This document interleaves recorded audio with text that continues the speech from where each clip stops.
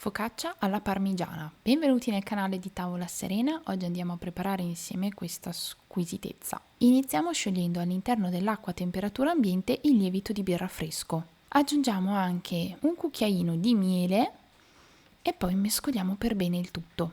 Possiamo utilizzare anche del lievito di birra secco. Vi lascio sotto all'interno del box informazioni le dosi insieme a tutte le dosi degli ingredienti che ho utilizzato per questa ricetta. Prendiamo poi della farina tipo 1 a cui andiamo ad aggiungere una piccola parte di semola rimacinata. Mescoliamo per bene e aggiungiamo l'acqua con il lievito sciolto.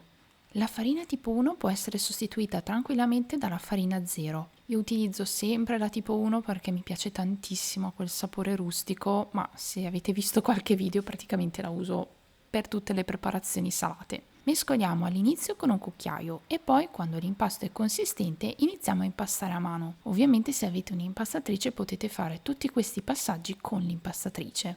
All'inizio mescolo all'interno della ciotola, quando ho assorbito tutta la farina mi sposto sul piano da lavoro. Inizio ad amalgamare fino a quando ottengo un panetto.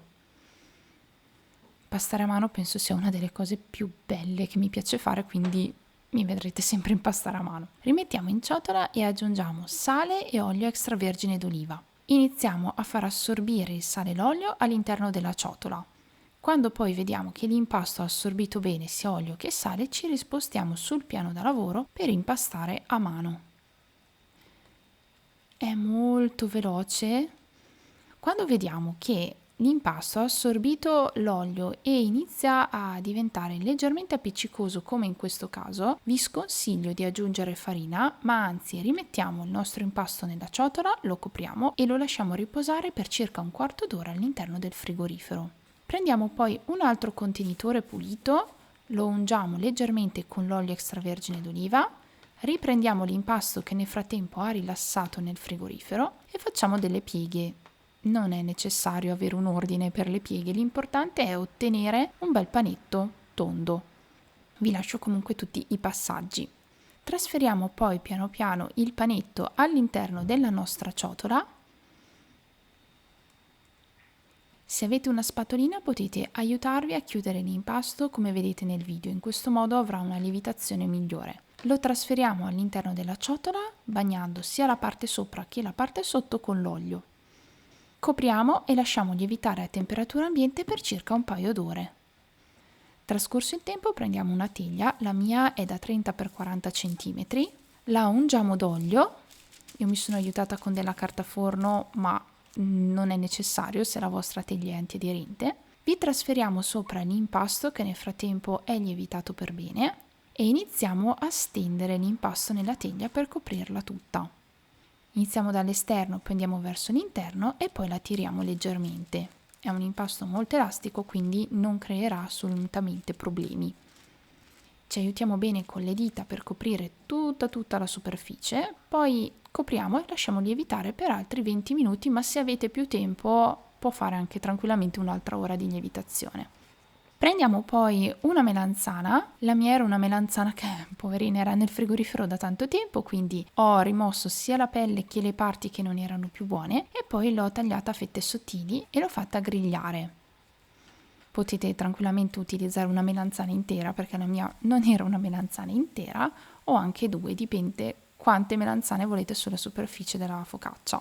Grigliamo da entrambi i lati e mettiamo da parte. Prendiamo della passata di pomodoro, a cui aggiungiamo semplicemente olio extravergine d'oliva e dell'origano. Mescoliamo per bene, dopodiché riprendiamo la nostra focaccia che nel frattempo ha lievitato ulteriormente e trasferiamo sopra tutta la passata di pomodoro. È una ricetta davvero goduriosa, io adoro la passata di pomodoro, somiglia a una pizza ma in realtà facendo dei buchi che poi vedremo è proprio una focaccia ed è buonissima. Cospargiamo per bene tutta la superficie con la passata di pomodoro e poi con le dita facciamo i tipici buchi della focaccia. Riempiamo per bene tutta la superficie e ci divertiamo perché questo penso sia uno dei passaggi più divertenti della ricetta. Una volta che abbiamo creato per bene tutti i nostri buchi andiamo a grattugiare sopra del grana padano o altro formaggio che vogliamo. Facciamo una bella passata e poi ci trasferiamo sopra le nostre melanzane.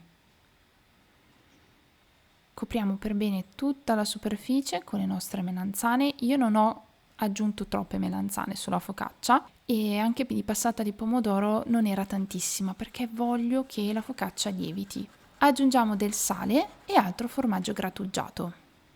Ora siamo pronti per cuocere in forno caldo e ventilato a 180 gradi per circa 25 minuti nella parte bassa del forno. Nel frattempo prendiamo una mozzarella, io l'ho tagliuzzata semplicemente con le mani, sbriciolandola, perché voglio un risultato molto rustico e ho preferito non tagliarla a cubetti con il coltello, semplicemente fatto in questo modo e poi l'ho messa da parte. Riprendiamo la nostra teglia con la focaccia che nel frattempo si è cotta, aggiungiamo altra passata di pomodoro, qualche cucchiaio, perché come vedete la passata che abbiamo messo all'inizio ha asciugato molto in forno. Aggiungiamo la nostra fantastica mozzarella e poi qui potete sbizzarrirvi, potete aggiungere altro origano. Io ho semplicemente aggiunto del grana padano, questa volta però l'ho grattugiato a scagliette, oppure potete aggiungere del basilico, qui sbizzarritevi. In forno per altri 5 minuti, sempre alla stessa temperatura, sempre nella parte bassa del forno, e questo è il risultato. È buonissima, morbidissima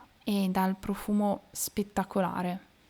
Questo è il risultato. Spero che questa ricetta vi sia piaciuta, se è così lasciatemi un pollicino in su, iscrivetevi al canale per non perdere tutti i futuri contenuti. Qui vi lascio un'altra ricetta di focaccia che spero vi piaccia e noi ci vediamo nel prossimo. Ciao!